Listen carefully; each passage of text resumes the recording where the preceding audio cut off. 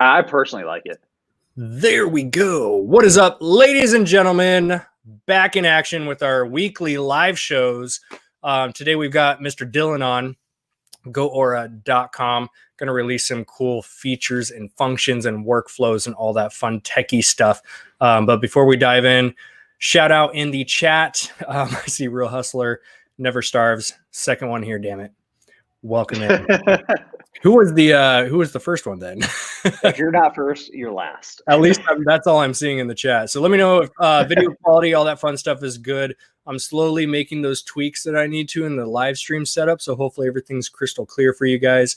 Going to be back on weekly schedule, by the way. So Tristan and I were just talking today about scheduling. So we don't know what day, but we are going to come back full force weekly live show with Tristan and myself, and then trickle in some of these awesome guest speakers, all that fun stuff. It's a little premature, but later this week, I'm working on the logistics and what to set up, but I will be launching the podcast coming up later. This week. I finally landed on a name. I'm not going to give out what it is quite yet. It's not just, I'm pumped for it because it's not just reselling related. Like everything we do here on the channel for the most part is about reselling. I'm excited because this is going to be based on, everyone loved my car rants I used to do back in the day where it's just straight raw, how my mind works, right? Yeah. Calling people out for being lazy, all that stuff. So it's all going to be about motivation mindset. Love it. What we do in life here. And I know Dillon's a huge fan of that world too. Oh yeah. So here we go. Welcome in, guys. So Dillon, let's dive in. Okay. Who are you? Why should we listen to you? Why are you here? Oh gosh, yeah, that's a great question. Why should you? I don't know if I necessarily have an answer for you on that front. It's funny, like the more you get into this stuff, like you're like, man, I know so much less than I thought I did. High level, became an Amazon seller. At the time, I was a full-time personal trainer. Started dabbling with RA, just the Amazon FBA world, just kind of wanted to test the waters, it's like kind of prove if it was real, everybody goes through that phase. And so did that. Eventually, me and the GM of the gym just did not see eye to eye on a few things. And I made the very tough decision to basically like cut off everything. I mean, clients, I could have taken those clients elsewhere and built my own business there. I didn't want to do that. So I decided, I'm going to go ahead and figure this whole Amazon thing out, and struggled but paid the bills with RA and a little bit of OA. Eventually got to a point where it was a fork in the road. I either wanted to go private label or wholesale. In my mind at that time, private label was a great long-term strategy, but I needed cash that day. So went the wholesale route, which is very good for a cash flow standpoint, and made another very tough decision, which was I was not allowed to purchase any inventory unless it was wholesale. And this is, I'm paying my bills with RA. Like, this is like, I'm a burn the boats kind of guy. Don't recommend it. That's how I am. So did that, did okay it. So far. yeah, exactly. So figured that out, scaled it, nothing crazy, multiple six figures. Like I paid the bills. I went back to school, which is what I personally wanted to do. It definitely served its purpose, and eventually got into the software side of things. So I met my co-founder, James, who's an actual engineer. And then since then, we've been on the software journey. So I'm not an Amazon seller anymore. I do not run that business. I'm a burn the boats, focus in kind of guy. And this is what I wanted. And now we've been running a repricing tool multiple years now. It's insane. So question, I've always wanted to ask you this. I'm going to ask it live. No pressure, but I need an answer. So when you stopped being an Amazon seller, sure, what did you do with your list of suppliers? Yeah, that's a good question. Yeah. The first thought I had was like, I mean, if he's not using them, I'm selling. Yeah. So oddly enough, I'm a pretty personable guy. Like I'm not very outgoing in the sense of like I have a huge circle. I have a lot of followers apparently, which is a weird thing to say for me. But so like a few people that. When this was happening, I was letting them know like, hey, here's what's going on. Here's why I wanted you to understand it, because I cared about those people. This was like super early on. And every now and then when it made sense, I would kind of hand a product to somebody. Nice. A lot of people are like, oh, sell the account. And I was like, I'm good. Like it wasn't worth my time. Yeah. I didn't, the business was not at a place, and this is a lesson I learned. It was not at a place where I could like wrap it up and sell it. Right. It's very difficult to sell a wholesale business. Like you're going to get a 1.2x multiple, like on the high end. So like I wasn't going to get much for it, to be frank. So it just wasn't really worth my time. So it's a weird thing. And actually, I was reading a blog post about this the other day where a lot of people think, it's the proverbial take one step back to take two steps forward. And it's hard for a lot of people to see that, right? A lot of people were like, well, you're giving up a profitable Amazon business. What does that mean for me? I'm like, nothing. Like it means nothing about you. It's what I wanted. And I'm a big fan. And we've talked about this, is like reverse engineering what you want. Like what business do you want to build? Right? Just like you don't have to have a 7-figure business if you don't want one. There is no pressure. You get to design the world and the business that you build. And sometimes it's okay to give up something that is profitable, that other people want, to get what you actually want. And for me, I had always wanted to go into software. I'd always wanted, like, I'm a scalable systems-based guy, right? So like, going from trading my time for money, being a personal trainer, to selling physical products was a huge shift. I was like, cool, this is scalable. I can make sales when I'm sleeping. To software, right? I don't have to spend 40 grand a month on inventory. I don't have to worry about a lot of things. And I was fortunate enough to find myself in a position to execute on that. But yeah, so there's still a few that people don't know about that are in my account. Like I still have my Seller Central account. I just don't have any live inventory. So you have inventory that you just had mass amounts of that's still just trickling in sales? No. So I had the SKUs, but I don't have inventory. Gotcha. Okay. Yeah. I just didn't delete the SKUs just in case. You never know. You always want to hedge. You never know. That's hilarious. Yeah. Sweet. Well, let's dive into kind of the new features you were talking about. Do you want to cover? I know we have new people in the channel coming in that they don't know what a repricer is. Yeah. They don't understand the benefits of it. Some people are thinking, why would I spend $100+ a month to pay for something that I can do manually? So if you want to talk about the pros and cons to that. And then you guys know we're transparent here. So we do have an affiliate code. I honestly couldn't tell you what it is right now. It's been a while since I promoted it. It'll be down in the description. There's no like sales funnel at the end of this, by the way. This is just Dillon coming up here and doing what Dillon does best, and teaching you guys some stuff. So if you want to take it away and show the peeps the new workful setup. Yeah, I haven't actually looked into this myself. I use Aura, like I have. It's repricing my stuff right now. I haven't even looked into what this does. Oh, you're literally gonna love this. Okay, so at a high level, let's touch repricing first, right? So what is repricing? 82% of organic sales come via the buy box, right? So if you want sales, where do you need to be? In the buy box. Now, who else wants to be in the buy box? Literally every other seller on a listing. So as listings become more competitive, it becomes more difficult for you to increase your buy box percentage. So can you change your price manually by yourself as a human? Yes. Can you do it multiple times per minute? Not really, not effectively. And it's not worth your time, right? That's a penny per hour kind of task, but it's important. And so a repricing, all it does is we have an algorithm where you say, hey, listen, here's how I want it to perform. And then 24/7, we are updating your prices for you. So while you're sleeping, prices are updating. We are making sure that you are teed up to get as many sales as you can. We do that relative, obviously, to profitability, right? It's basic economics. I can tank your price, increase sales, and you're still not happy. Why? You didn't make any net profit, which makes sense. So anytime we can raise your price, we will. There's roughly 3 ways we do that at the current moment. So one, can you do it? Yeah. Can you do it as fast as we can? No. We're between 20 and 30,000 price changes per minute at the moment, and we're constantly growing. So I mean, we're hitting it, right?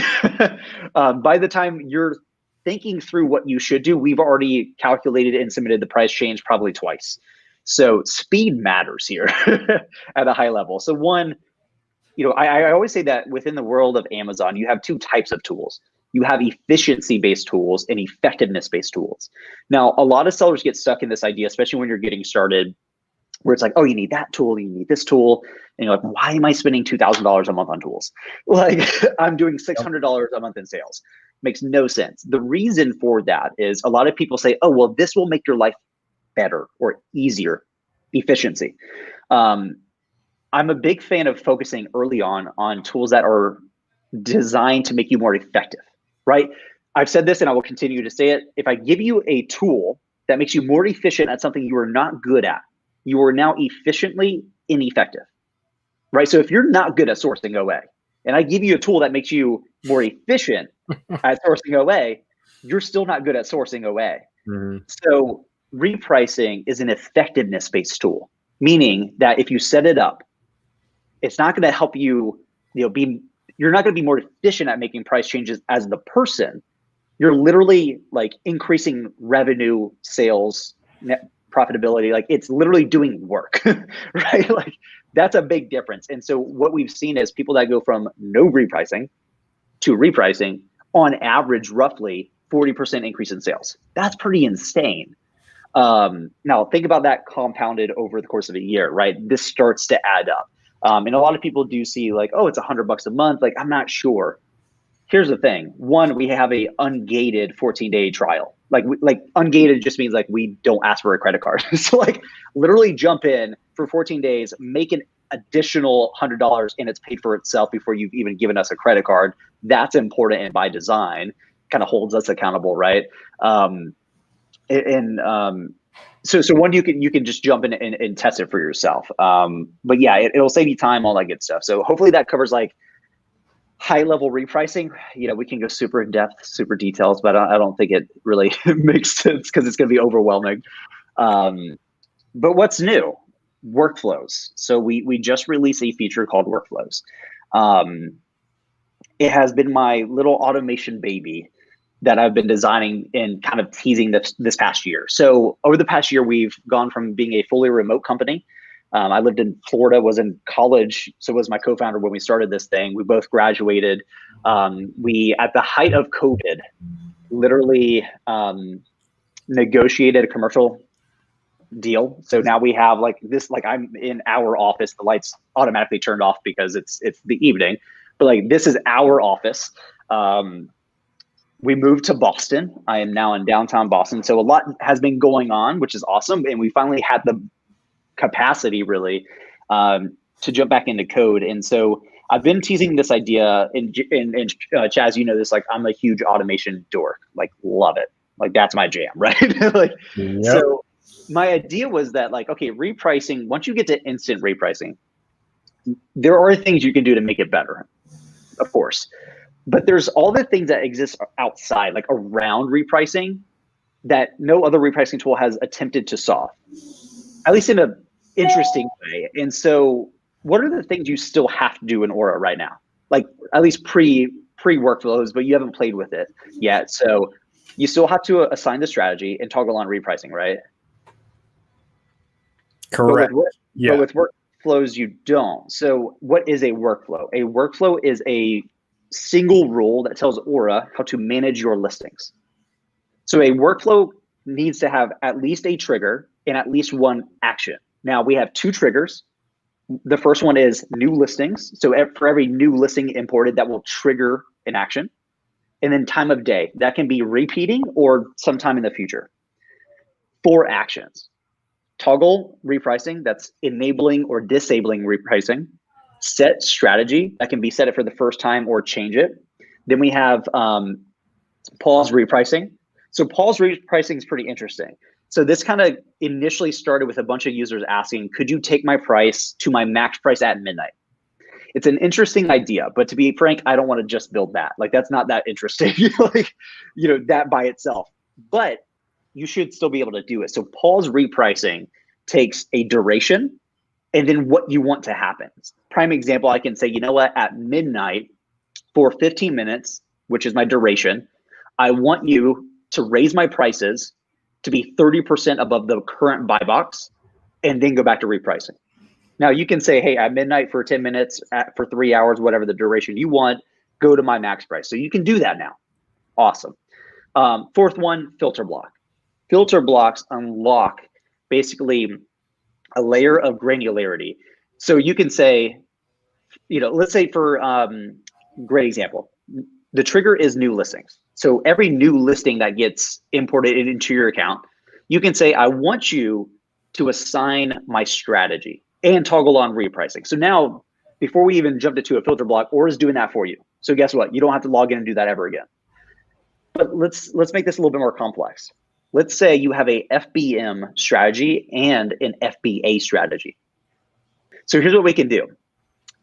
If there is something in your SKU, let's say you put FBM or FBA in the SKU itself, I can now use a filter block and I can say, okay, if the SKU contains FBA, assign my FBA strategy.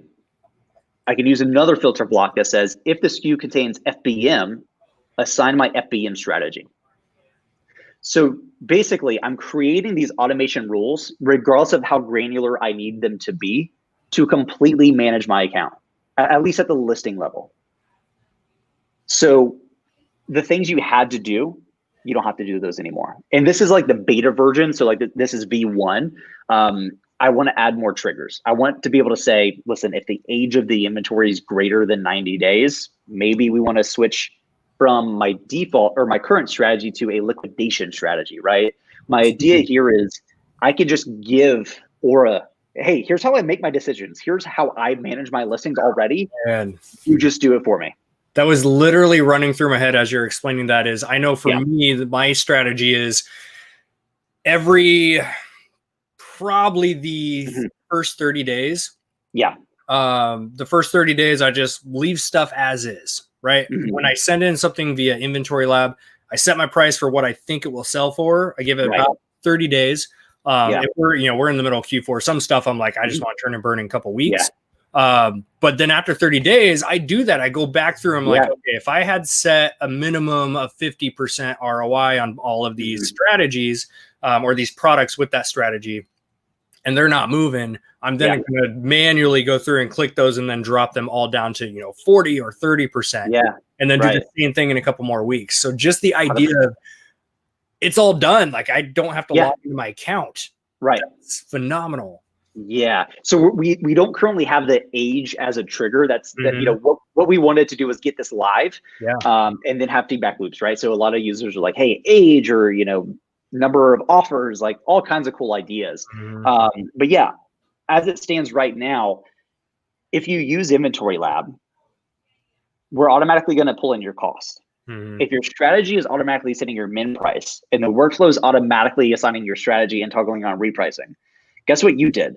You did one thing, which was list your inventory in Inventory Lab. And because of that, like 3 to 5 other things automatically happen because of the workflow. Yeah. Right. So I don't know why I waited so long to actually like hit you up about this. I need to turn this thing on tonight. Right. Yeah. I've been sending in probably 2 or 3 shipments a week for myself. Yeah. I just went in buying frenzy with some of our suppliers. Yeah. And I just have these massive amounts of inventory that I've just been trickling in like 2 or 3 shipments a week. And so I have this huge list of Inventory Lab batches that got sent in, and none of them are being repriced right now because I haven't sat down and talked those. So that is a game changer for me not to have to worry about that. It's just automatically going to be assigned to whatever I need it. Yeah, because listen, you're already busy as a business owner, right? And so listen, me and you talk about this all the time, right? Like I'm the person that goes, is that worth my time? Not as an individual because I'm special, as a human, right? Is it a task worth a human's time? I think a lot of people jump onto like, I'll just have my VA do that. Listen, that still costs you money. I don't care if you're paying a VA $2 an hour, right? It's still not worth a human's time if a computer can do it for you effectively. And so I realized that doesn't exist. I'm like, this is insane. Like this should exist. And so we designed it, we tested it.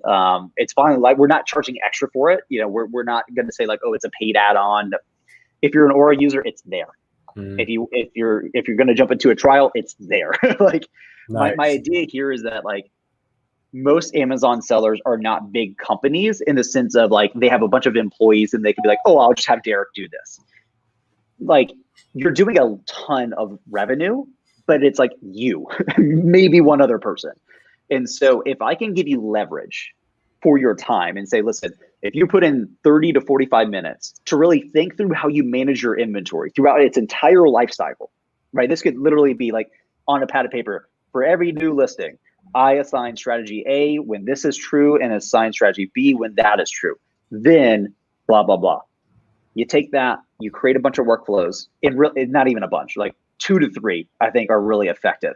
And you go, cool, done here, move on with your life. Now, 3 years down the road when you're selling 10 million a year, those are still actively like happening, and you forgot that happened because it's just seamless. Boom, boom, boom, we're good. You don't have to rely upon a human to be like, I forgot to do that today, or yourself, right? You don't have to be like, crap, I forgot to log in. Toggle on repricing, assign a strategy. You shouldn't have to worry about that. You should just be like, it's good. We're fine here. And it happens. I had a couple of my skews. This was like 2 weeks ago. I'm like, I sent these things in a month ago. Let me just sit down and see what's going on. I completely spaced to even turn the Repricer on. I'm like, why are none of these moving?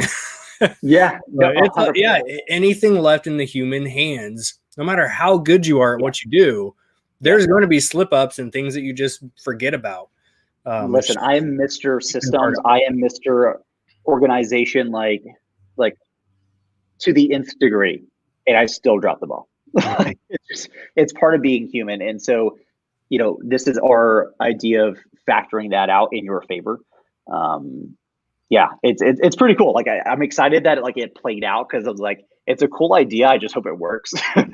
So how long ago, like from conception till it went live, how long did you work on this thing? I mean, actively, not that much, because I'm pretty quick to be like, okay, here's a problem, here's a potential solution, and then just kind of like scoping that out. I played with the idea for about a year, and it's not because it wouldn't have taken us that long. It's just we didn't have the capacity to build it. So it was more just like in my free time, be like, oh yeah, let me think through this, or like I would tease it like on an interview just to get feedback, right? Because if somebody's like, I don't really care, I'm like, cool, I'm not going to build it. Yeah. But if somebody's like, oh, that's pretty interesting, I haven't heard of that before, now I'm willing to go deeper, right? And so we got to a point where we're like, okay, I want to add new features. Listen, we still have some bugs that exist, but I wanted to add more value to our users and say, hey, we haven't been able to like release new features in a hot minute. And there's been a lot of work on the back end, on the operations side, moving and hiring, it's been nuts, but I wanted to say, okay, I get it, but like I got something for you, and it's not just like, oh, well, now take your price to max at midnight. Like that's boring. Like I want you to have that, but like if I just release that, you're like, okay, thanks. How does that help the person who doesn't want that? And really, I wanted to build like our own version of like a Zapier, right? Where it's like, listen, it's a sandbox. I can give you 2 use cases, but that doesn't mean that that's the only ones that exist. And so it's up to you to say, okay, like here's some good ideas for me to play with, but maybe you manage your inventory vastly different than somebody else does. I want you to be able to log in and use these triggers and actions like Lego blocks, because that's how it's built. It's not rigid. It's not, hey, turn this one on or that one on. No. Design it. What do you want it to be, right? It's very Zapier-like in that regard, where it's Lego pieces that you get to structure how they perform, which means I'm not going to tell you how to run your business, and I never want to, right? That's awesome. Yeah. I'm assuming when someone goes into their Aura account, do you have a video tutorial on how to set all of this up? We do. All those walkthroughs, I'm assuming that's all done. 100%. Yeah. So before the beta was even live, because we released the beta to like, I would say like our top 50 like power users. I'm like, listen, you guys need this more than anybody right now. So you test it. I had it would obviously still do like very in-depth support documentation. So one, there's a video that you're presented with of just like, hey, high level, here's how you create one. Here's what it looks like. And if you need to go deeper, I mean, I geek out with support documentation and knowledge management. So like everything's linked up perfectly. The 2 use cases we talked about, I go in depth of like, here's how to create it. And we can actually, I can share a screen if you want to, and we can build one live if you want.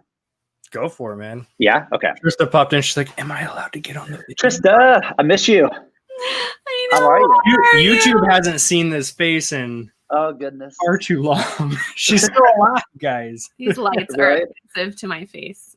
Yeah, she's not. Well, you look great.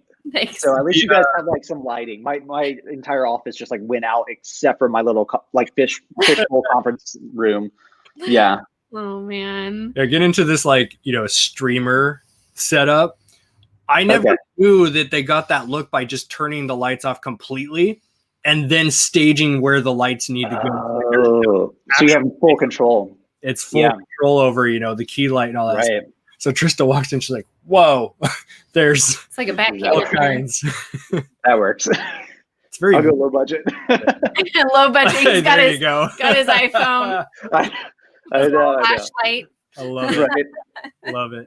Go high-tech flashlights on them. Yeah. That's awesome. I just thought I'd come and say hey to all the friends. We'll share a stool. How about that? Share a stool. I've also got the standing desk up like halfway, so it's a very awkward side. Yeah. The half-standing desk. What's it? A perch stool? That's what that would be called. Oh, yeah, I know what you're talking about. Not quite a sit down, not quite a stand up, but perch. Yeah, it's like a lean-to. I really love it. And that was even better. Right. I know that this is not Aura related, but I'm just popping in to make sure you bought a coat for yourself. I did. Okay, good. Yes.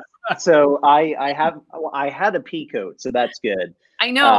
That's what worried me because you said you just had a pea coat and you live in Boston now. I know. So it's going to snow like next week. It snowed on us once, which is great. I did get gloves. I got the James Bond gloves. Don't worry. I'm staying true to my nerdy self. No, it's fine. Honestly, like layering. That's the key. Yeah. It's like a sweater, a pea coat, gloves, fine. Okay. Because like I walk to the office. It's like a 13-minute walk from the apartment to the office. Yeah. Yeah, it's like I don't know. It's like high 20s tonight. Okay. Not too bad. I like to go there. Well, the mom in me was like, Dylan got a coat. Well, these guys are talking about going like skiing or something. I was like, I don't know how to shop for skiing clothes. Where do you go? Show up in your pea coat. Like, hey guys, go. Yeah, and I was like, where do you like? Can you rent like ski clothes? Like, I don't know. Like, I don't know. I saw snow for the first time like a week ago. So amazing. Yeah, I'm learning. I like the cold weather more than everybody else who's lived here their entire lives. Oh, for sure. It's usually we get the tourists around here and it starts raining. They're like, "Oh my gosh, the rain here is so nice." I'm like, I'm so tired of it. Right. Don't you love the smell of rain? No, I don't. It was like 35 and I went for a walk in like shorts and a t-shirt. Oh my God. And people were like, "What are you doing?" I was like, "It's fine." It's cold, but whatever. We do the whole like Wim Hof method thing. So like that's fun. Man. Cold exposure. Or jump in a lake when you see one. Yeah, no, it's funny. So I live in the Seaport area, which is like a block away from like, I guess that's a river. I don't know what body of water. I think it's a river. So it's super cold. And I was like, "Oh guys, we should do like a polar plunge." And they're like, "No." Like, what do you mean? Like jump in the water right now? I was like, "Yes." No. Yeah, they're not as excited as I am. So. Yeah. I'm gonna be so low on that one. Yeah, for sure. All right. Well, I was just kind of jumping in to say hi and say hi to people. Hi, Gretchen. Hey, Adam. Marianne, I see you. Got all their usual peeps. Yep. Right. I told them we're back on schedule, so we got to figure out what time next week. Every week. Okay. See you guys later. Party. Go share your screen now. Bye, Trista. Green share, go. Can you open? It's like super hot in here. I had to shut it because all you heard was tape guns in the beginning. Yeah. I kind of liked it though. I'm not gonna lie. All right, let me see if I can screen share here. Okay, so bang, doing it. I'm just gonna do my entire screen, and then we're gonna go Inception on it real quick, and then we're good. Okay. There it is. Cool. Can you guys see the screen? Okay. Might need to make it full screen. We could try that. Is that better? All right. Someone let me know in the chat here. Oh, no, I actually got wrapped up in something. Darn it. Okay, so actually, that's not going to work. So we were testing a few things, and our demo account got wrapped up in something. So fun fact, if you're past your trial and you haven't paid, like, you can't keep using the tool. Weird. Imagine that. Yeah, for whatever reason, our demo got wrapped up in that, and that's really annoying. So I apologize. So hold on. I can't share. You created the software. You can't log into Yes. with your own demo account right now. No. Welcome to very complex software. I love it. So yeah, that's annoying. But you know, the way I approach building workflows is similar to strategies. So like it can be as simplistic or as complex as you need it to be, right?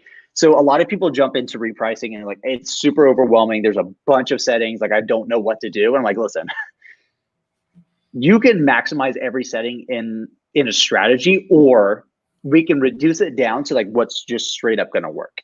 Workflows are very much that way, right? Like, so if all you do whenever you have a new listing come into your account is assign the exact same strategy and toggle on repricing, your workflow will have a trigger that is new listings, and then 2 actions, which is set strategy and toggle on repricing, and that's it.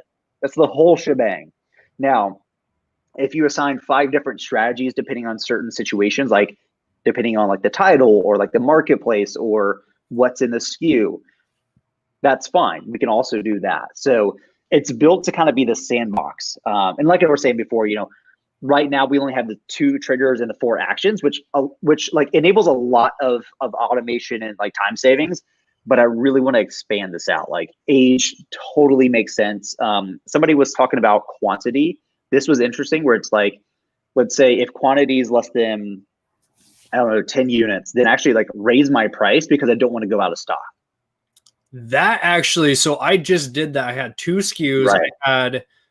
I started with 200 units. And I was selling through them quickly at like $24.99. Right. Just to get them moving, because they weren't moving before that. They started moving, and as my quantity got down below, I think once I hit 80, I bumped the price up to $34.99, and they still were selling. Right. So that makes sense to do something like that. Yeah. So, and then you obviously once more comes back in stock, if it's replenishable, you're like, cool, now it's above 10. So go back to my regular strategy. Right. So now we can become more aggressive. So that's like super smart.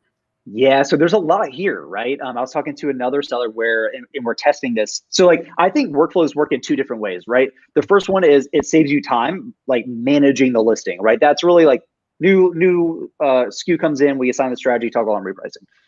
And then number 2 is like, it can work in parallel with your strategy settings. So what I mean by that is like, not just saving you time, but like performance.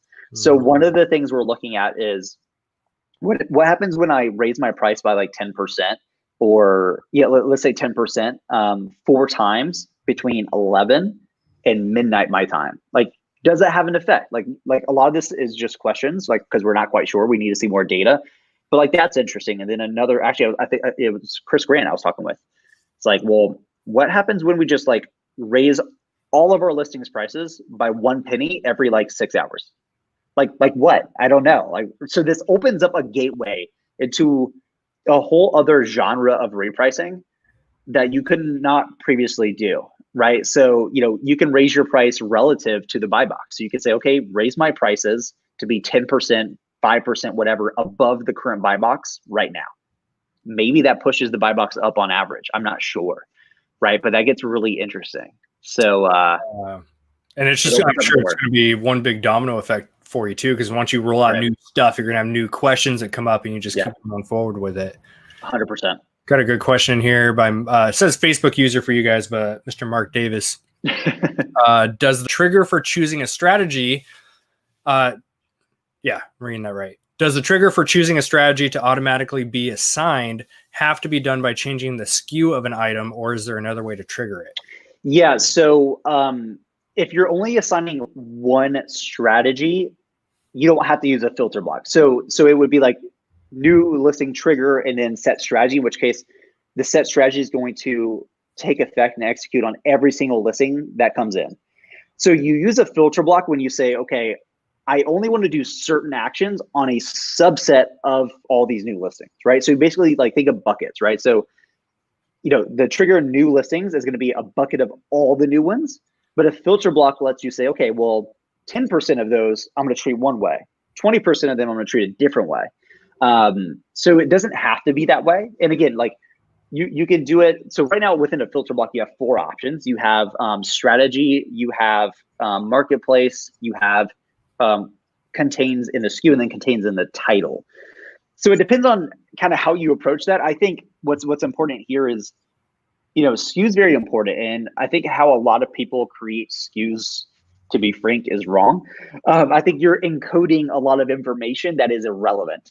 A lot of people put like their buy costs in the SKU. I'm like, I get what you're going for here, but if your buy costs exist in Inventory Lab and it's relative to the SKU, you don't need it in the SKU, right? And so we're eventually and we are opinionated in terms of like how you create SKUs just as a whole. Eventually we're going to release like our own syntax where it's like, and syntax just mean like how we believe you should structure your SKUs for like your best interest, not just for repricing, but like just for you, generally speaking, because a lot of people just do it. I mean, I see SKUs that are like insanely long, like do not fit on our page long. Yep. And I'm like, listen, it's not helping you, right? So yeah, it turns out you can only go 40 characters deep, I believe, on one of them. Yeah, because we've had a couple of clients we work with that want specific SKUs that way. And I have to ask them, like, are you good if I delete this chunk of numbers out? Because you can't go more than that. And I know I think one of the reasons, because I've talked to people about why they want SKUs set up a certain way. And I know for me, I do this with some of my stuff. It's because when people are looking at their sales in the sellers app, just a quick glance of like, hey, I paid $8 for this. It sold for $25, right? I think that may be one of the main reasons, just their own sake when they're looking at their sellers app to be able to run that. Yeah, I'm of the opinion like that's a convenience thing, right? Like a SKU really should enable things to happen. And really you could do that logging into Inventory Lab, right? Like so I kind of get it, but I still think it's wrong, to be frank. Like I think that convenience actually limits some effectiveness on the opposite end, right? So the way I generally think about it is you should start with like what is generally applicable here and then go more granular, right? So think about your SKUs and buckets, right? So I might say, okay, high level, FBA merchant fulfilled. FBA, put FBA dash, right? Then it might be based on business model, right? It might be OA, RA, wholesale, PL, whatever. And then it could go down even further depending on your business model, right? It kind of depends. So I still think it makes sense to encode information into a SKU and the SKU not just be like a random array of information. Mm-hmm. A lot of people, especially in wholesale, what they'll do is they'll say, first character is the brand. Second character is, let's say, a product line. Third character might be the exact product. And then the fourth character might be the variation of that product, right? So you can literally, I've seen SKUs be like 6 characters long and it's perfect because you can be like, oh, it's that brand, this, right? But I think you can encode it in a way that's helpful, right? So based on that example I just gave, like FBA, let's say it's FBA, OA, blah, blah. Well, now I can have a filter block that says, okay, well, if it contains FBA and it contains OA, assign my FBA OA strategy.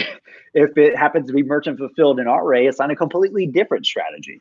And so that unlocks a lot of automation, right? So when you're looking at filter blocks, it's hard to encode everything into that action item, right? I can't just be like, oh, it's blah, blah, blah, blah, blah, right? I need something. I need some kind of key to where Aura goes, it's got that. Let's run with that. Let's treat it differently. And so, we try to come up with a good initial list that would enable a lot of, control there. What's cool though is, let's say you already encode it in a completely different way. That's fine, right? You might encode it in a way I've never seen, and that works for you. As long as you can take that encoding, whatever section of the SKU that indicates the thing you want to be treated differently, you can throw that exact text into, the SKU contains section and be good to go. So that's pretty cool. Another use case is like, you might want to say between midnight and 5 a.m., you change your strategy from your normal strategy to a very aggressive strategy. And then at 5 a.m., you flip it back. Well, here's what's interesting. For that, we'll do a trigger, time of day, repeats, let's say Monday through Friday at midnight my time. If I do that and do not have a filter block, every listing will change strategy, which is not what we want. But I can use a filter block now, and I can say, okay, well, only for listings that currently use this strategy, move them to this other strategy. And then at 5 a.m., I have another workflow that triggers that says, okay, well, if they're on that, midnight to 5 a.m. strategy, move them back to where they were. Problem solved. We're good. So filter blocks are pretty cool. Like it doesn't seem that impactful, but the moment you start playing around with some ideas, you're like, oh, okay, filter blocks unlock a lot of control. It's pretty cool. Yeah, especially what you mentioned too with like the splitting up the RAOA thing. Like, yeah, I've been guilty where I'll buy the same product both methods. Yeah, but it's going under the same SKU. Now that's making me think in those terms of actually would be super beneficial to split those by SKU RAOA, because even going further down with the FBM side, obviously right now in this season, like I've got some SKUs that I'm sending in half the inventory. They're selling FBM every single day for us. I sell for a much higher price when it's FBA. So I sent in half of the batch today, kept half here. And now I can have two different strategies going on just because the fees are a little bit different, and the shipping cost involved with FBM. Yeah. So it changes the game there, right? It's pretty interesting. So it just like, to go back to a point I was making earlier, repricing by itself, it's one thing, but it's like, what's the task that exists surrounding repricing that like you still have to do and you shouldn't have to do? Right. So I think it's easy to be like, oh, repricing, like we should innovate repricing, and we should, right? Like there's always room for improvement when it comes to the core thing that you do. But I've yet to see another company be like, you know what, let's just make users' lives easier. Like for what weird concept. Yeah. Hey, fun fact, I can save you like 4 hours a week, immediately done. Right. And I think that gets pretty interesting, and that's something we can do now, and it did, right? Like we released it, it's live. To completely rethink repricing, that's going to take a year. It's going to take time. It's going to take experimentation. It's going to take going into the great unknown of data. Just like, I don't know, like, let's figure this out, right? And that's fine. But in the meantime, can I save you some time? Can I save you 4 or 5 hours? Because when I listen, I still do a lot of our onboardings. And talking to sellers that have been using Aura, even, I'm like, how many hours a week do you spend in Aura? Like doing things, not just like staring at the page, right? They're like a few hours. I'm like, that's a few hours of your time, right? And so my thing is, I can get that same work done for pennies on the dollar, right? It's not worth your time anymore. But you didn't have a choice beforehand, and now you're like, okay, well now I do. So I would rather you spend 2 hours sourcing, or God forbid, spending time with your family. Weird. And setting your strategies. I've been experiencing that lately. It's been phenomenal. I highly recommend it. Right. Dillon has seen me at my near worst with the whole building over the last several months. Yeah. And just 60, 70, 80 hours a week building this thing and no family time. And finally, like 4 weeks ago, finished. I think I talked about it on my last live stream. I was opening Pokemon cards, but I was talking about the EMIS, and just changed everything for me. So now I'm taking a lot more time in evenings. Like I'm out of the warehouse by 6 every night. Like if shipments aren't done, they'll be finished in the morning. I'm not doing 10 p.m. nights anymore. No. So take the time with your family, and even if upgrading to one piece of software, one tweak, one workflow to save you an hour, spend that time with your family, guys. I'm telling you first. It will 2 hours a week. You know what I mean? Like that's it doesn't seem like a lot, but I'm telling you it is. It's so funny how like I talk to so many, sellers, just business owners, like, oh, I don't have time to read. I'm like, but like, let's solve that, right? Like, because I don't believe in the whole like, oh, well, I'm too busy hustling. No, you're not. Oh man. Listen, that's you're a not whole tangent I can go on now. I had somebody say that to me in a Facebook group. I was like, you're literally wrong. Like, I don't know. I really want to punch people in the face when they're like, oh yeah, I don't have time. Like, let's back up real quick, right? We're all busy. We've all got the same 24 hours. Right. Dillon's probably familiar. I think I've mentioned I was doing 75 hard. Yeah. Andy Priscilla, I'm on day 65 today. Yeah, nice. 2 workouts a day, 45 minutes each, and built the prep center. Right. It's not about having the time. None of us have it. You got to No. make time and create automations Yeah. and you have to go find that time, right? Like Yeah. part of these workouts is a 45-minute walk outside, rain or shine. Yeah. Right. And that happens at 10 p.m. a lot of nights, right? Because that's where I can get the time in. Sure. But I used to pull the excuses like everyone else with the like, oh, I don't have time. I'm super busy. Like no one cares about how busy you are except for yourself. And I had to face the mirror one day and remind myself of that because I would love to be like, oh, I'm so busy building this prep. I have no time. My friends would try to call and I'd block their call and be like, hey, man, sorry, I don't have time for a phone call. I'm like, who am I being right now? Time. And if that means a piece of software, creating workflow, doing shit that saves an hour or 2 hours a week, that gives you time with your kids. That gives you time to source. That gives you time to do all that. Same thing when I onboard new clients. Same thing that Dillon probably does with his customers, dealing with. Do you call them clients, customers? What's your preference? I go back and forth. I usually say users just at a high level, but like I feel like that's too impersonal. So like I just say sellers. I don't know. Like customers sounds kind of weird too for whatever. I don't know. I just usually default to like users. Yeah, and I know we both ask the same general type of questions. Like our personal trainer backgrounds, like we know how to ask the right questions. Yeah, I ask the same question to our new prep center clients that Dillon asks his users. And that's how many hours a week are you spending doing this? And for me, asking that, it's how much time do you spend doing your own prepping and shipping? Most of the time, it's 4, 5, 6 hours a week. That's about the average. And so I tell them, okay, what are you going to do with those extra 4 hours now? Right. Yeah. And I had one that was a single mom of several kids, and she's like, "Oh, I didn't actually think about that before making this phone call." She's like, I guess I can source more. I'm like, yeah, and spend time with your kids now. Right. Let us take it off your plates. Same thing with what I know here too. It's so interesting. When I first started to talk about like automation and like time saving, I was kind of like, I'm not sure if people are going to be receptive to this. Right. Like, and I kind of tested this with like you and your audience. Right. I was like, let's see if people like into it. Like I knew you were into it, but you're like, hey, let's talk about it and just kind of see. And like, even when I went to our demo account, like I'm not typing out like URL, I do semicolon demo. Right. Yeah. And so that stuff, and I've said this like multiple times and I'll continue to say it, is like, it doesn't seem like that big of an idea.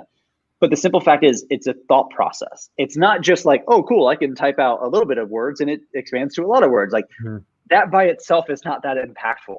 Yeah. But although I kind of argue that it is, but whatever, let's roll with the fact that it's not, or the idea that it's not. I did some math the other day, and listen, I'm still learning this stuff, right? Like I'm good with it at an entry level, and like even my co-founder like holds me accountable. It's like, hey, bro, your time's worth a lot more than you even act that it is. I'm like, I thought I was acting like it was super high, right?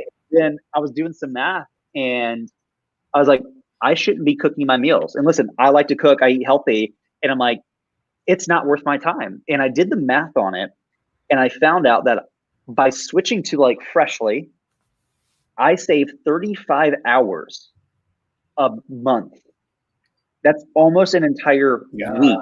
I just reclaimed almost an entire work week with one decision. And by the way, it doesn't cost me any more money.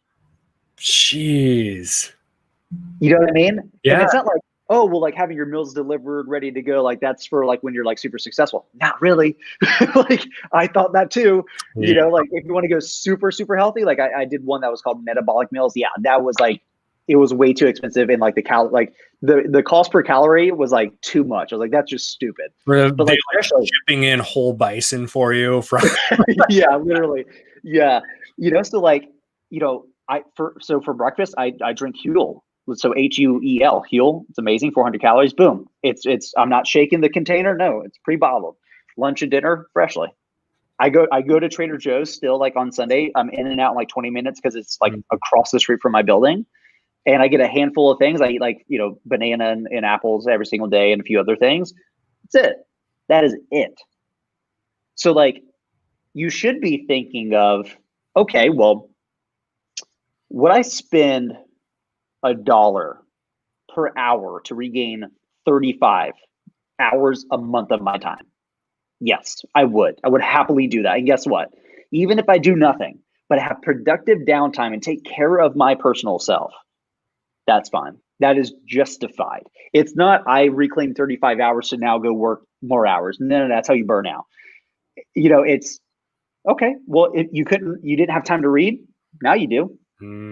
right? You didn't have time. Listen, I have a weird habit on Sundays just to fully relax. I will take an Epsom salt hot bath and watch Ratatouille. Not even gonna lie. That movie is amazing. That movie is phenomenal. But I don't feel bad about it. You know? So yeah, so how does that tie into repricing? Because that's a weird kind of side tangent. It's saving your time, right? And I talked about this earlier. There's a difference in something that makes you more efficient and something that makes you more effective. When something makes you more effective and reclaims hours per week of your time, that is a net win. A lot of people go, oh, that's $100 a month. Yeah, but how many hours are you reclaiming? Would you pay 50 cents per hour to reclaim your time? 50 cents per hour. Most people, like, you work at McDonald's, you can be like, here's 50 cents per hour. I'm taking my hour. We're good here. Yep. Right? Like, your time is worth more.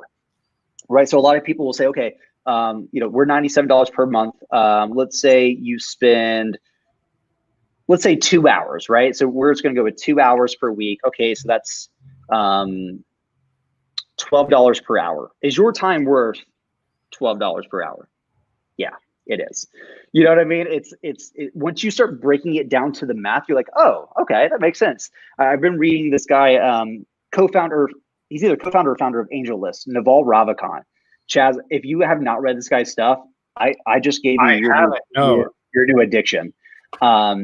So there is a book that somebody who loves this guy released. It's completely free online if you just want the digital version, which is what I did. It's like the Almanac of Naval Ravikant. Guy's incredible. And he makes a good point. So when he's talking about like wealth creation and being a business owner, he's like, when I got started, I just made the assumption that my time was worth like $5,000 an hour. He's like, I didn't make that a month, but I treated my time that seriously. To the extent where he goes, a lot of people will say, I got this thing, I need to return it. It's a $50 item, and they will literally spend an hour returning a $50 item and doing nothing else, which you are now stating your time is worth $50. He goes, that's wrong. He's like, listen, give it to somebody, get rid of it. Like it's not worth your time, right? Like mowing your lawn is not worth your time. Cooking meals, unless like that is part of your productive time, not worth your time, right? That one, I will say that's almost like meditation for me. I love to right. So like my meal prep time, that's church for me. Gotcha. So I definitely like I've hacked some ways. So like I don't know why my brain went there when you're talking about going with Freshly. Like I love to cook, so I'm gonna keep cooking my stuff. But the switch I did make, you'll be proud of. Instead of grilling my chicken, where I'm like, I have to like go back and forth 1,000 times to check it and like all that stuff, I just throw it in the oven for 25 minutes. Yeah, that's what I used to do. Yeah, 25 minutes, I get to go read a book or do whatever I need to do, or realistically, I'm throwing my 2 kids around, but right. And what's funny is, so I do love, like, I literally like love to cook. Yeah. But I realize there's a difference between me doing meal prep, which is utilitarian for the week, right? Like I eat very utilitarian during the week. I will eat the exact same lunch and dinner. I don't care. Yep. And it's because of time, right? Like I don't want to go home after a long day, like I'm going to go ahead and make dinner now. Like I'm not dealing with dishes. I'm over it. Like that's my time to read, right? What I want to do is go home, eat food, read and chill and relax, right? Get ready for the next day. But on the weekends, that's different, right? So I don't have Freshly on the weekends. But that's now now I get to cook and experiment and cook the way that I enjoy, right? I'm cooking for the flavor and for the enjoyment of it, not I just need to get this food cooked in so I can consume it, right? It's different. So it doesn't have to be binary, right? It can be one or the other depending on what's going on. So we had all the guys, we went to a lake house for the whole day, and I was like, let me cook. Like breakfast, lunch, and dinner, I cooked. Yeah. And I was like, this is relaxed. Like, let me cook for you guys. Like, you guys go have fun. Like, I got this. So I 100% get that. But I think even from that standpoint, right, you could be like, I really enjoy cooking dinner because spending time with family, right? Like, I'm kind of low key by myself in the city right now. So like cooking by myself, I'm like, this is kind of depressing. Like, I'm good. But spending time with your family is different, right? So, but you might say, okay, well, I'm going to reserve that because that's productive downtime with my family? What about lunch? Now it's different, right? So maybe you can break it down and say, you know what, for breakfast and lunch, I can be super utilitarian. So maybe it's Freshly or Huel for breakfast and lunch, but dinner is reserved for being productive downtime with you and your family, right? Like you can fragment this down however you want. It gets really fun when you view it that way, right? So yeah, I think that just too many business owners get stuck in that idea of, it's easy to be like, and understand, oh, well, like I should outsource these things in my business. What about the personal side, right? Like, what about these other things? And by the way, outsourcing is not just reserved from human to human. You can outsource things to software. That is exactly what you're doing. It's the exact same thing, just way cheaper and way more consistent. Yeah. Software doesn't get sick, right? Like there might be a bug, but that's different. So it's super interesting, right? Like I was talking to somebody the other day, and they were working with another Amazon seller, and they're doing like multiple 6 figures per month and not using a repricing tool at all. And he's like, dude, stop! Like literally set this up now. Like, what are you doing? That's crazy. Like, yeah. So I mean, listen, you can get far without one, but it's a real steep uphill battle, in my opinion. And listen, I was that seller when I got started. I was intimidated by it. I thought it was for the big sellers. And I was wrong. I really was. The moment I switched over, I was like, oh, okay, now it makes sense. And if you're like, I'm not sure if I should or not, I'll make it super simple for you. If you're selling less than $5,000 per month, I don't think you need a repricing tool quite yet. I don't think you do. If you have, I would say less than 25 SKUs, unless you are a wholesale, because that is different, I don't think it's a good fit for you right now. Obviously, there's a cost, and it's a fixed cost, right? So please don't let repricing be another one of those tools where you go, I stacked up all these costs and I gotta shut it all down. That's gonna leave a bad taste in your mouth. It's just because you got in too soon. I am the first person to tell you when you should not use my tool. But if you're over those two metrics, you need to consider at least something, because now it does matter. Because guess what? Now you're gonna start growing and scaling very, very fast. In that, like, oh, I just update, I just hit match buy box on all my listings a few times a day does not cut it anymore. So if you're struggling with cash flow, if you're struggling with time, if you're like, listen, I need more sales. That's what repricing is for. A lot of people, I talk to a lot of sellers just on the business side, and they're like, I need more cash. I'm like, okay, well, let's see what's going on in your account first. And we take a look. I'm like, oh, you're just moving inventory really slow. Like you're holding inventory for 30 to 60 days. Guess what? If I can reduce that down without dropping your net profits, I'm just moving inventory quicker. You don't have a cash flow problem now. You don't need to go raise money.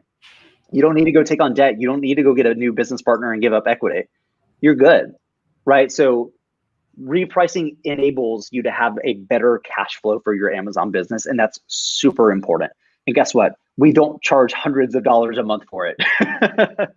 That's so true. I at one point, like I hit the cash flow issue like everyone does at some point. And the cash flow issue is never done. I used to be in the mindset where a lot of people are, where it's like, okay, well, when I'm doing $50K a month, like I'm going to be good. I'll have tons of cash. Like, no, because then you're going to be trying to spend $100K, right? It's all tiered. It's all scaled. Yeah. It's all relative. But I remember I used to try to double my money on every single flip. Because 5 years ago when I started, I can go to Goodwill when it was the wild, wild west on Amazon. There was no claims of any sort. I used to go to Goodwill and fill up 3 carts of stuff I'd triple my money on. So coming from that mindset to being okay with doing a 30% return, I'm like, why would I spend $10 to make 3? That doesn't make any sense. So over those first couple years, I had no liquid cash and I had a shit credit score. So I couldn't go get just a credit card. Like a lot of these sellers are like, oh, just get a 0% card. I'm like, congrats to you. You can do that. Some of us, we can't just go do it. Right. But I hit this point where it's like, okay, I had no cash to spend on inventory. And so I started looking at options, and then I started looking at my account. And I'm like, okay, hold up. Inventory Lab says I have 20 grand worth of buy cost in Amazon right now. And I have no capital to spend. There's a problem. And then that's when I started looking into Repricer to begin with. And I was using another Repricer before Aura was even around. I started using that Repricer and then switched to Aura, which just kicked the other one's butt. And I was able to start turning that more and more. And now I'm like 30% return on my money within 30 days is phenomenal because I can keep compounding that now. Now so I'm glad way less of an issue because I fully understand that and utilize the tools that we have access to. I'm glad you brought that up. So a lot of people get into the Amazon space and think it's a flipping game. It used to be, like you were just saying, but it's not anymore. It was a sweet time. Right? Listen, this whole people showing, 600% ROI, that's great. Do it 100 times in a week and then come back and then brag. Okay, listen, unfortunately, a lot of sellers are showing you the exceptions, not the general rules of their listings, right? They might be like, oh, here's 600%. Okay, what's your average across your account? Like 10%. Okay, well, it's different, right? I flipped that one thing that one time and that's it. Yeah, I know. And so a lot of people feel bad taking low ROI. Guys, 30% is not low ROI. 10% is not low ROI. I'm sorry. What people need to understand is that this is a high volume game. It is a compound equation. Fun fact, if you lower your ROI, but compound your money, and by compound, I mean you spent it, you sold it, you got your profit back, and you did it again. If you increase the compound frequency, you still made more money, even ROI in that same period of time. I've always said you can spend 10 grand once in a month or twice in a month. Even with a lower ROI in the second situation, in the latter, because it's compounded, you still made more money. People and that's not a, either yes or no. It depends, obviously. If I take your ROI to 1%, that's different, right? But follow my math here, right? So a lot of people get stuck on that idea.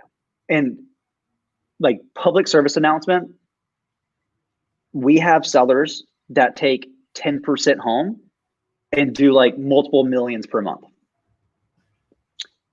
It's doable. And guess what?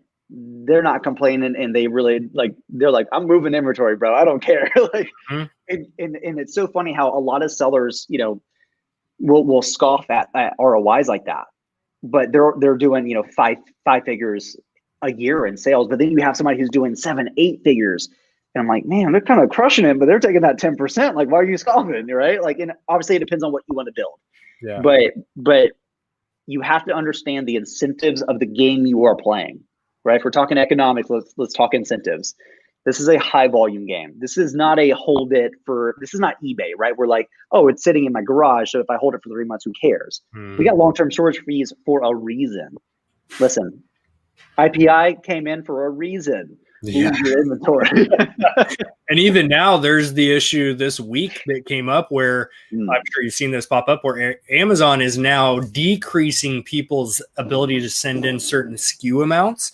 So people that I saw one guy post, he can usually replen his stuff by the couple thousands. Okay. His restocks, and he can send 500 now. Oh, wow. Amazon is out of space, guys. Listen, it's throughput. More.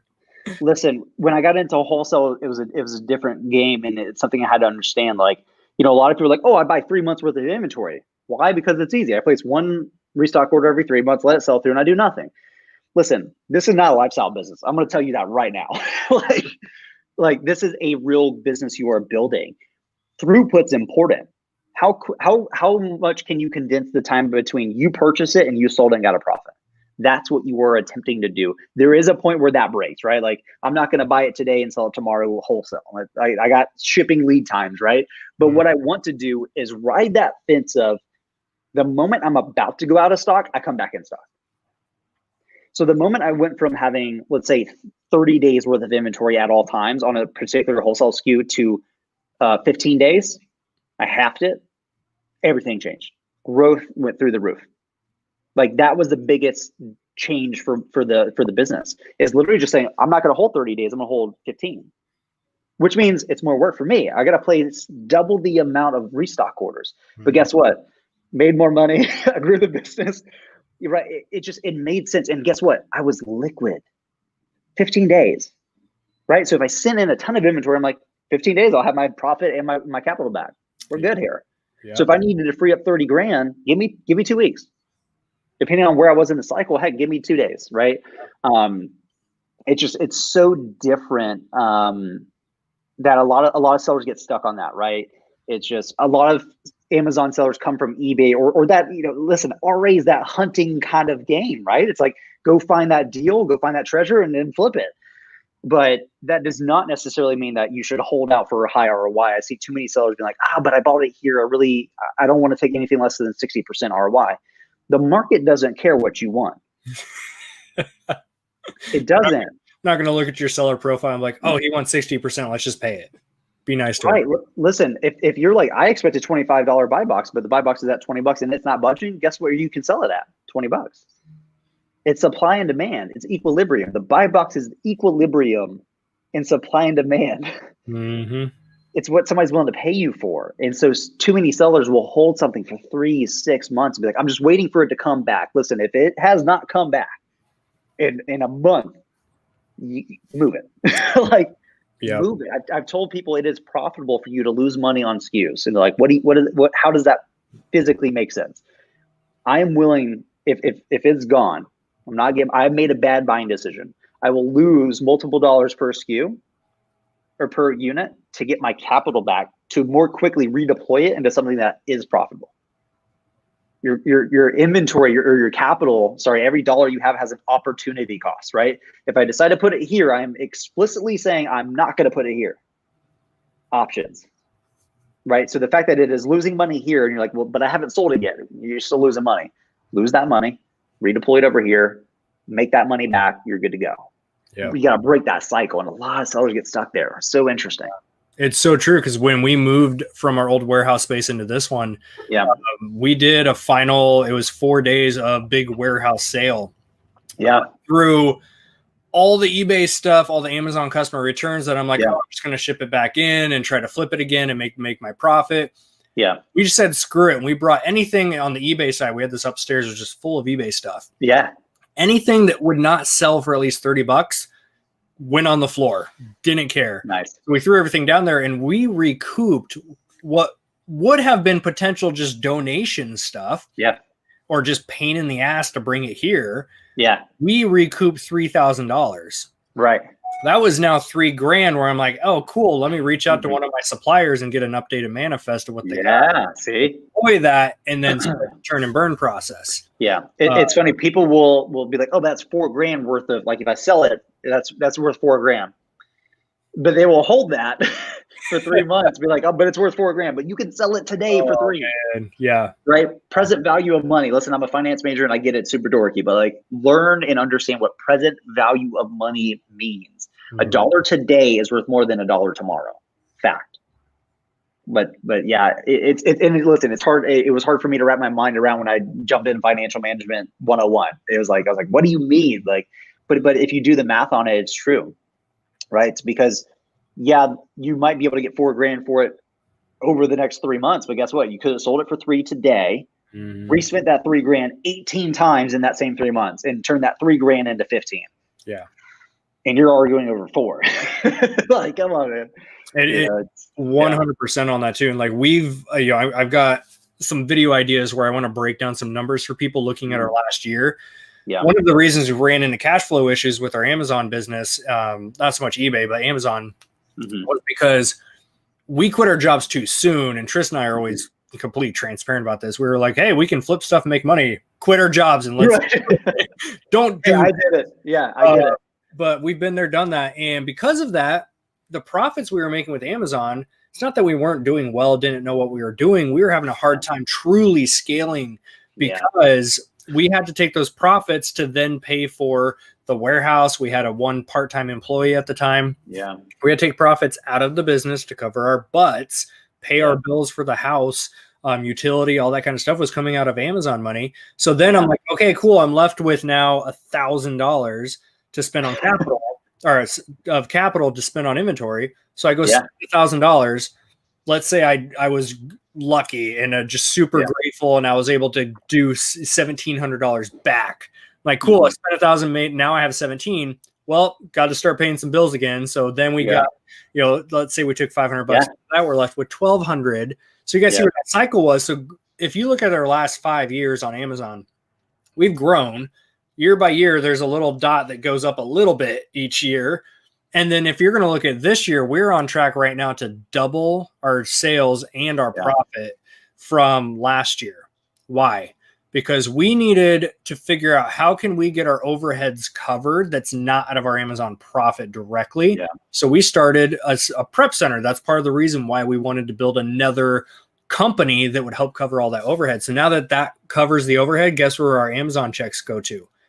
Right back into inventory. And you'll see that compound when I release all the videos showing the actual data and the graphs. You'll see that we've doubled what we did last year because I simply just was able to deploy it right back in. So when I get the question of when do I quit my job, don't.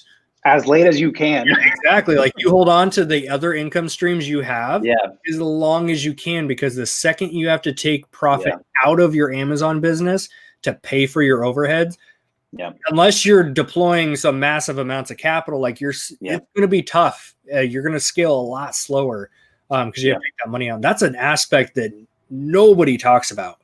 I never talked to anybody or heard those concepts. I was just like, hey, we can flip. And the first time we made $1,000 I remember I told Tristan, I'm like, hey, I think I need to hire a part-time person. And she's like, why don't I just quit my job? I'm like, that sounds like a great idea. No savings. That's great. Horrible credit score. Sure. Luckily, it's like as fast as you can go from like working for somebody else to not do it, right? Like that's your mindset. Listen, I did it too. And like I told people, they're like, what was your biggest like bottleneck? I was like, it was myself. It was the fact that like I didn't have a job and I had to pay my bills. And I felt guilty, even though my bills are super low, right? I was like early 20s, like my bills were nothing. But like that was still a few grand that I could not redeploy. And so you can do the math in Excel or Google Sheets, right? Like run that out. And so I keep telling people like, people that are like, oh, I want to leave my job. I'm like, okay, one, don't leave it for a year. Start the business now, run it like it's full time, go ham at it, take nothing out for a year. Because if you can do that, that's your competitive advantage. Because in a year, you will have a vastly larger business than somebody who's like, I have more money now, but I'm going to jump ship and start pulling a paycheck. Right. So you can have somebody who starts with 50 grand, somebody who starts with, $5 grand. And over the course of a year, the person with $5 grand, if they compounded it and took nothing out, has more money and has a larger business. It's so interesting. Man, so many stories we can share. Hindsight, man. I know. And I tell people too, like it was such a double-edged sword. I think it's because our backs were against the wall, we made it work. Yeah, you had to, right? Sometimes it's not the advice I would ever give anybody to do. That was just a dumb move looking back, but I think it's one of the reasons we made the whole thing work. And that's why we had to dabble in different side hustles for so long. Cause it's like, we need to figure out another income stream to help relieve the pressure off taking our Amazon money out. And now it's just been, and we let me just preface with this too. Cause every time I post about sales numbers lately, people are like, oh, I bet you're just flipping PS5s, bro. I bet you're just going after those COVID items. Like, no, I sold a few switches early back in May. I've been doing just standard online arbitrage, not going for any hyped items. I haven't sold any, not JoJo, the Coco dolls, like all that. I have no interest in flipping the hype stuff because it's not a model for me. It's quick cash. Sure, do what you got to do, but have a foundation built under that. For a lot of people, it's just standard online arbitrage. With TA, I use Aura, handles all my repricing. And then I have a couple wholesale suppliers that I just place orders with when they have good stuff. And that's kind of the model right now. But it's because we were able to keep putting capital back. Like I have a check, my largest Amazon check ever in the last 5 years is coming in this Friday. That's awesome. It's already spent. Like it's going to pay off one of my credit cards that I've been using to buy inventory. And then I'm left with a good chunk of change to just put back in. And I've already got some wholesale orders lined up for that. So it's already spent on inventory, nothing else, not taking a dime for myself. That's awesome. Which in the past, a couple of years back, it would have been like, okay, we need to have, $1,200 for our house and rent, another $400 for utilities. We would have to take this money out. So if you guys are not utilizing some type of methods to get your capital back in the business, create other side hustles and income streams, keep your job for as long as you need to. I know people that will work extra shifts just to get extra money to put into their Amazon business. Like you gotta, that's where it's true hustle mode. Yeah. Right? Like, and I used to use the word hustle a lot more. Obviously, like Side Hustle Network is like our brand, but there becomes a point where it's like, okay, now you're going to scale a company, right? And Tristan and I took this away from, we hosted that Florida event you guys know about, but Dillon was one of the speakers there. And he said one thing that just like out of the entire weekend stuck with Tristan and I the most. He said, there's a difference between running a business and a company. And it was like, holy shit, we've been hustling a business, putting in 60 hours a week to build this prep center. And then on top of that, building our own Amazon account. And then we came home and got to work on systems and efficiency. Yeah. Now I took my time away from the prep center side to focus back on what our company should be built on. Yeah. It was just a game changer. But when you get connected with people like Dillon and use the different tools and softwares you guys have access to, you start to think differently. And this is going to be so over the head of anyone who's new as a seller. Keep in mind, like we've been in the game for a while, so it's just been a phase by phase growth that you're going to endure throughout the journey of being a business owner.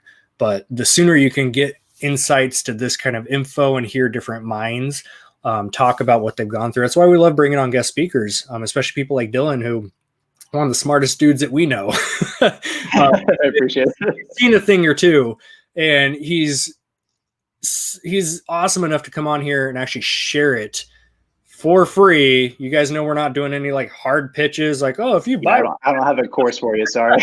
we got no courses. Like, I literally routinely, like once a week, turn down like consulting and coaching jobs.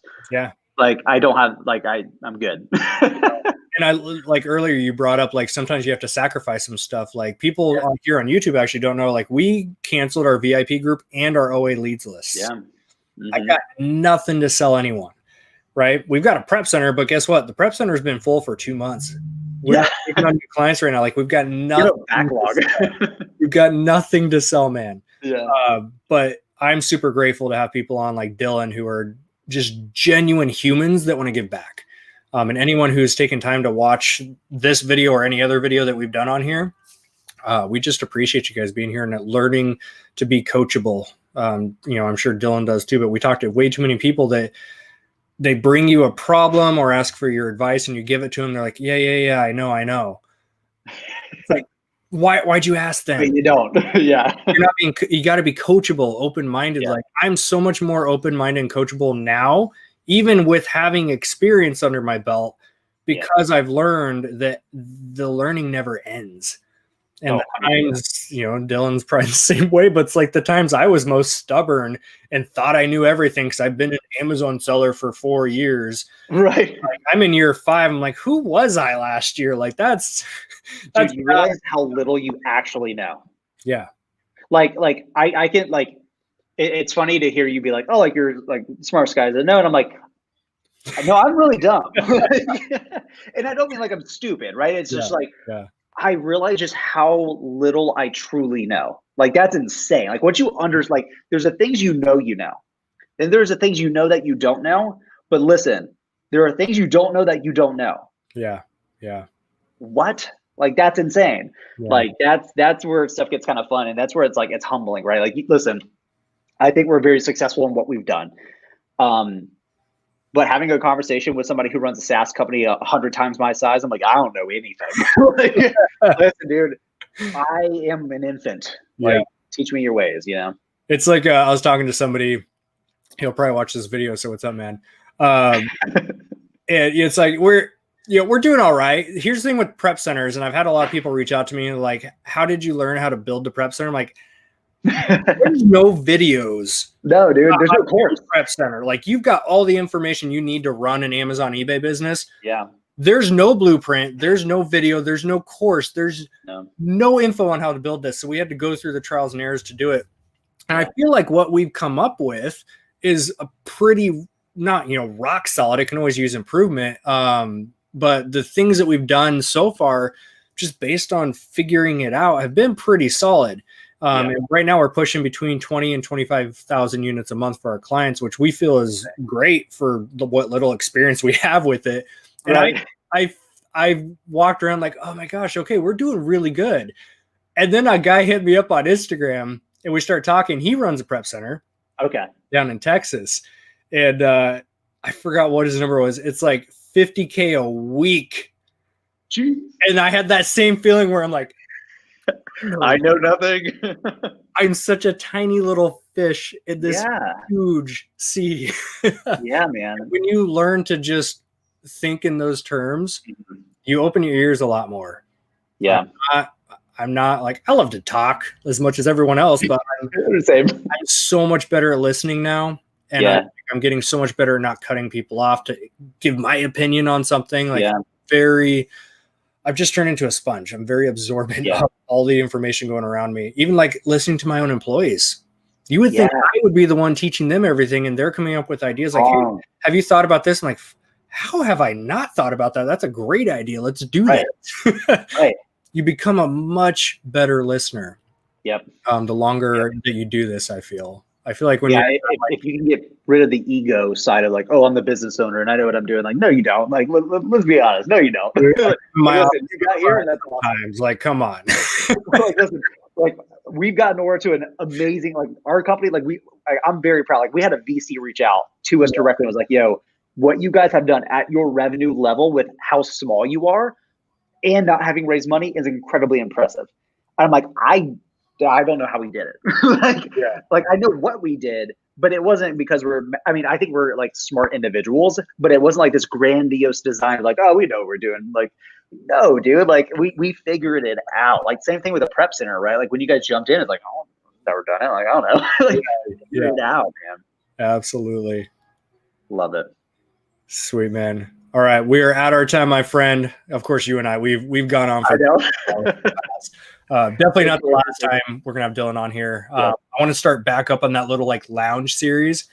Oh, that was so much fun. Man, we just planned like a 3-hour slot and we just BS around like this. Honestly, let me know when, because I'm so down. Awesome. Like you were one of the few people I can literally just talk for hours with, like nonstop. Like, love it. There's few people that put up with things we want to talk about. Right. Like, can we talk about logistics? Like who wants to talk about logistics? Like, let's talk about lean manufacturing. Oh man,